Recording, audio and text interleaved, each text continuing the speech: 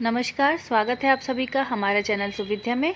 आज के निबंध का टॉपिक है राजस्थानी भाषा संवैधानिक मान्यता का प्रश्न। भारतीय संविधान की अनुसूची 8 में 22 भाषाओं को संवैधानिक मान्यता दी गई है। हाल ही में राजस्थानी भाषा को भी संवैधानिक मान्यता देने पर राज्य के विभिन्न हिस्सों से आवाजें उठ रही हैं।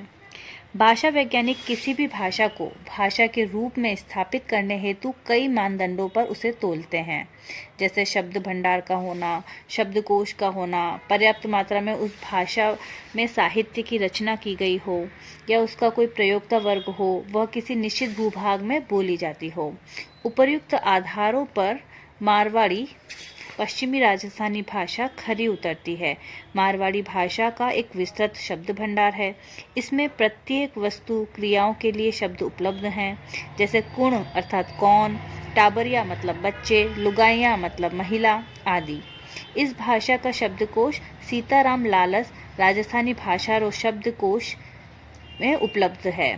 मारवाड़ी भाषा में अपभ्रंश से लेकर वर्तमान समय तक बहुत बड़े स्तर पर साहित्य की रचना हुई है, जिसमें डिंगल, पिंगल, रासो, ख्यात, वचनिका जैसी हर प्रकार की जो विधाएं हैं वो साहित्य प्रकार से संबंधित जो विधा है वो उसका साहित्य उपलब्ध है।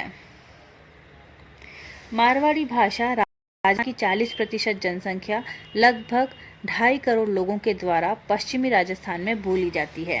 यह प्रयोक्ता वर्ग 8वीं अनुसूची की 19 भाषाओं कोंकणी, डोगरी, मणिपुरी से भी सर्वाधिक है। साथ ही यह भाषा राज्य के 60% भूभाग लगभग 2 लाख वर्ग किलोमीटर क्षेत्रफल में बोली जाती है, जो कि 8वीं अनुसूची में उल्लेखित 20 भाषाओं से भी अधिक बड़ा क्षेत्रफल है। उसके बावजूद क्या क्या चुनौतियां हैं जिसके कारण हमें हमारी जो राजस्थानी भाषा है उसे संवैधानिक दर्जा नहीं मिला है। तो चुनौतियों की अगर हम बात करें तो उपर्युक्त संभावनाओं के बावजूद इसे संवैधानिक दर्जा नहीं मिलने के निम्नलिखित कारण तथा चुनौतियां प्रतीत होती हैं। पहला, राजनीतिक इच्छा शक्ति का अभाव। फिर, साहित्यकार वर्ग द्वारा पर्याप्त पैरवी नहीं की जाना। तीसरा, युवा वर्ग के द्वारा उपेक्षा किया जाना और इसे उपयोग में लाना हीनता तथा पिछड़ापन महसूस करना। राज्य के विभिन्न हिस्सों से एकमत तथा सहमति नहीं होना और नव साहित्य सृजन का अभाव।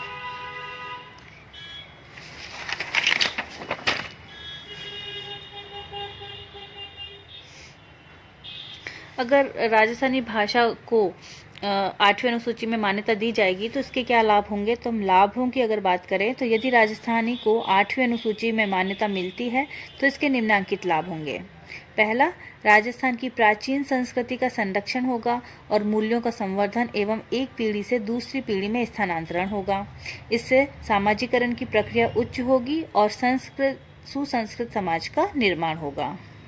इसी प्रकार दूसरा मुख्य पॉइंट क्या होगा इसके लाभ से संबंधित, नई शिक्षा नीति के तहत प्राथमिक शिक्षा मातृभाषा में मिलेगी, जिससे बच्चों का शिक्षा से जुड़ाव बढ़ेगा। साथ ही राजस्थानी भाषा के नए शिक्षक संवर्ग के गठन से युवाओं को रोजगार मिलेगा। तीसरा पॉइंट अगर हम देखें तो राजस्थान की संस्कृति के विभिन्न पहलू जैसे लोक संगीत, लोक नृत्य, नाटक, मेले, त्योहार आदि का संरक्षण होगा, जिससे पर्यटन को बढ़ावा मिलेगा एवं रोजगार और जो फॉरेक्स है उसमें वृद्धि होगी।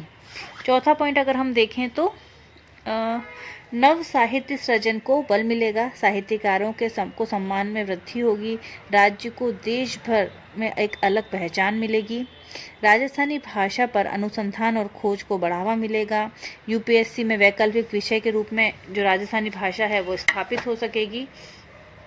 ये कुछ लाभ हमने देखे। अब हम उपसंहार की अगर हम बात करें तो इस प्रकार ये कहा जा सकता है कि राजस्थानी भाषा को संवैधानिक मान्यता मिलने पर इसके बहुआयामी प्रभाव दृष्टिगत होंगे। निज भाषा उन्नति अहे, सब उन्नति को मूल, बिन निज भाषा ज्ञान के मिटे नहीं के सूल। उपयुक्त अंकित कवि रामधारी सिंह दिनकर की पंक्तियों के अनुसार अपनी मातृभाषा की उन्नति के बिना कोई उन्नति काम की नहीं है। साथ ही संवैधानिक मान्यता प्राप्त करना राजस्थानी भाषा का अधिकार है तथा इसके बिना संविधान की 8वीं अनुसूची अधूरी है।